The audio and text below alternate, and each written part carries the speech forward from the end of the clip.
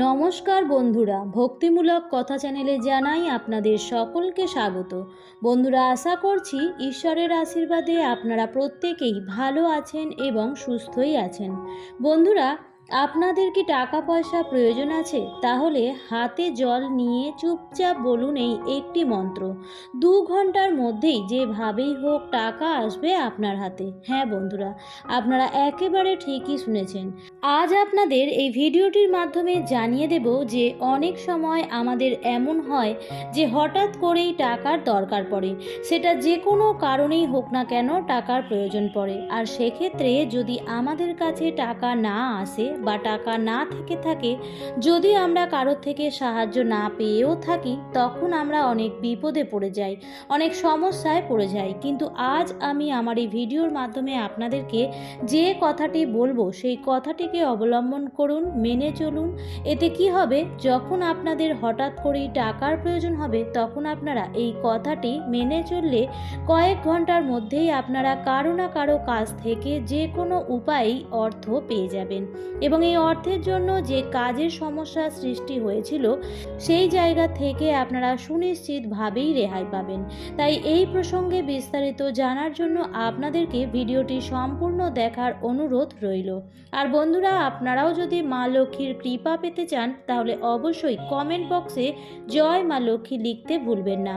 বন্ধুরা, সবার প্রথমেই আমি আপনাদেরকে যে কথাগুলি বলবো তা হলো, যদি একজন মানুষ সদা সর্বদাই অপরের মঙ্গল কামনা করে থাকে তাহলে সেই মানুষের জীবনে কখনো কোনো দিনও ক্ষতি হয় না। আর এই কথাটি আমাদের আধ্যাত্মিক কথায় বলা হয়েছে, সেই সঙ্গে সনাতন ধর্মেও বলা হয়েছে যে যদি কোনো মানুষ, সেটা আমি বা আপনি প্রত্যেকেই হতে পারে, অর্থাৎ আমরা যদি কারোর খারাপ না চাই, এমনকি আমাদের শত্রুরও যদি মঙ্গল কামনা করে থাকি, তাহলে আমাদের জীবনে কখনো কোনো দিন কোনো পরিস্থিতিতে খারাপ হবে না। বন্ধুরা, আমরা যদি কখনো কোনো বিপদে পড়ে থাকি আর সেই বিপদের সময় যদি কোনো মানুষের দ্বারা আমরা উদ্ধার পেয়ে থাকি, তাহলে সেই মানুষটিকে আদেশ দিয়ে থাকেন স্বয়ং ঈশ্বর।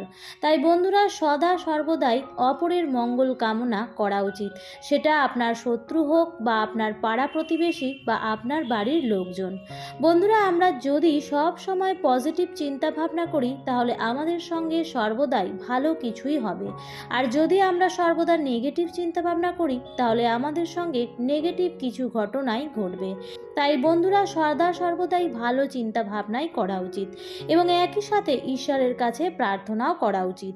বন্ধুরা, আপনারা যখন কোনো মানুষকে টাকা দিচ্ছেন বা কিংবা আপনি বাজারে যাচ্ছেন কিছু কিনছেন, অর্থাৎ আপনি যখন টাকা লেনদেন করছেন, তখন সেই টাকা লেনদেন করার সময় একটি কথা সদা সর্বদাই বলবেন, হে ধনদেবী মা লক্ষ্মী, আমার দেওয়া এই টাকা দিয়ে এই ব্যক্তির যেন মঙ্গল হয়ে থাকে।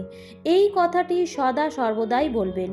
এমনকি আপনার বাড়িতে যদি কেউ কিছু চাইতে আসে বা কোনো ভিখারিও যদি আপনার কাছে ভিক্ষা চেয়ে থাকে, তখনও আপনি যাই কিছু তাকে দান করুন না কেন, আপনি সেই দান করার সময় মনে মনে আপনি এই কথাটি অবশ্যই বলবেন, হে মা লক্ষ্মী ধনদেবী, আমার এই দান দিয়ে এই ব্যক্তির যেন সদা সর্বদাই মঙ্গল হয়ে থাকে।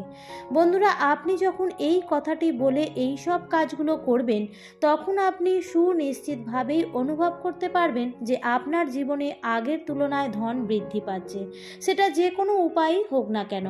এছাড়াও বন্ধুরা, দ্বিতীয় কথা হলো, আপনি যে এই পুণ্য কাজগুলি করে যাচ্ছেন, অর্থাৎ আপনি যে অন্য ব্যক্তির মঙ্গল কামনা করছেন, এই যে আশীর্বাদ, এই আশীর্বাদ কিন্তু ঘুরে আপনার কাছেই আসবে। হ্যাঁ বন্ধুরা, এই ভালো কাজের ফল একদিন না একদিন ঘুরে আপনার কাছেই আসবে। কেননা আপনারা প্রত্যেকেই জানি যে আমরা যা করব তাই আমরা ফিরে পাবো। তাই বন্ধুরা, আপনারা যখনই কাউকে কিছু দেবেন তখনই অবশ্যই এই প্রার্থনাটি মনে মনে করবেন।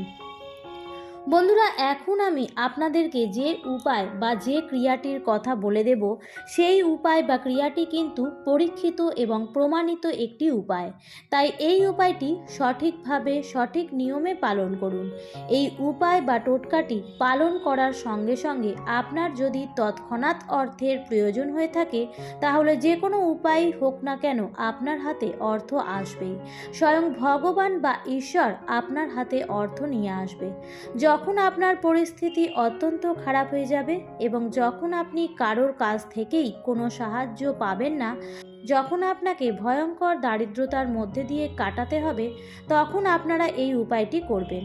আপনারা পূর্ব দিকে মুখ করে আপনাদের ডান হাতে অর্থাৎ ডান হাতের তালুতে শুদ্ধ জল নেবেন।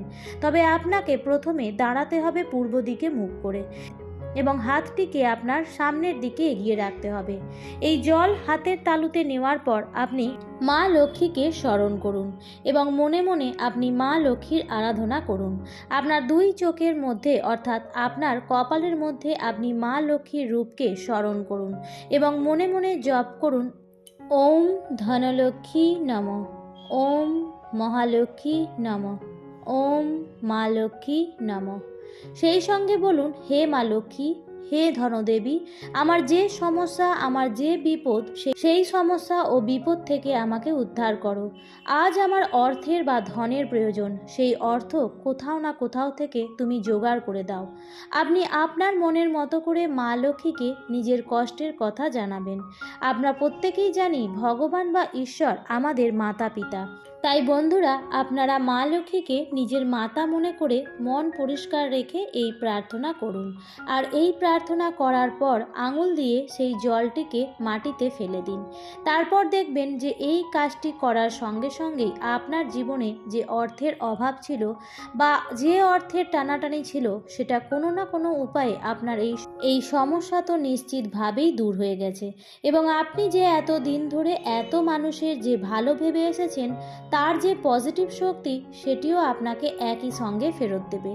তাই বন্ধুরা, এই উপায়টি অবলম্বন অতি অবশ্যই করুন। মা লক্ষ্মীর কৃপায় আপনারা আপনাদের দারিদ্রতাকে সুনিশ্চিতভাবেই দূর করতে পারবেন। আমার আজকের ভিডিওটি এই পর্যন্তই। ভিডিওটি দেখে যদি ভালো লাগে তাহলে অবশ্যই লাইক, কমেন্ট এবং শেয়ার করতে ভুলবেন না। এবং এই ধরনের আরও ভিডিও পেতে বা চ্যানেলটিতে যদি আপনি নতুন হয়ে থাকেন, তাহলে অবশ্যই চ্যানেলটিকে সাবস্ক্রাইব করে পাশে থাকা বেল আইকনটির অল লেখাটিতে ক্লিক করে দেবেন। আবারও দেখা হবে পরবর্তী নতুন কোনো ভিডিওতে। ভালো থাকবেন, সুস্থ থাকবেন। ধন্যবাদ।